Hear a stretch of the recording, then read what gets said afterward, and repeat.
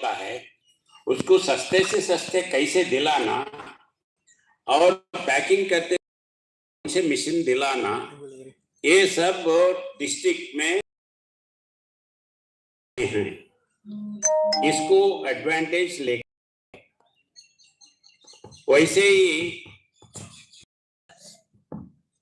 कुछ गांव में बच्चे हैं 18 साल कंप्लीट हुआ है मगर काम नहीं है, बच्ची हो या बच्चा हो, उन लोगों के लिए स्टेट गवर्नमेंट से फ्री में उनको ड्राइविंग लाइसेंस सिखाते हैं।